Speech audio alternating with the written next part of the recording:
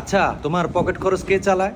Sir আমার pocket খরচ আমার ফ্যামিলি চালায়, আমার তো কোনো চাকরি নেই, এই জন্যই আমার চাকরিটা অনেক দরকার আর কি। আচ্ছা, তোমার?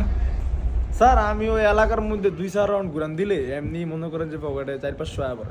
কোনটা ওই খুদা মাহবুব জানে এই আর কি। বাহ, তাহলে তো তুমি এলাকার সম্মানীয় মানুষ। তাহলে তো তোমার চাকরি করা লাগে না। না স্যার, চাকরি তো চাকরি, আর মনে করেন পকেট খরচ দিয়ে কি হয়। আচ্ছা, যাই হোক, তুমি কি ম্যারিড?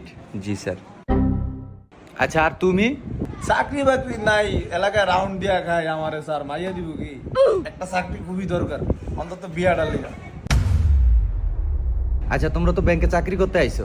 আচ্ছা, তোমাদের ব্যাংকের টাকা যদি এলাকার কোনো প্রভাবশালী লোকে যদি খায়ালায়, তাহলে তোমার করণীয় কি? স্যার যে টাকাটা খাইছে তার আশেপাশে যারা গণ্যমান্য ব্যক্তি আছে তাদের জানাবো, তাও যদি না হয় তাহলে আমি আইনের আশ্রয় নিব স্যার। আচ্ছা।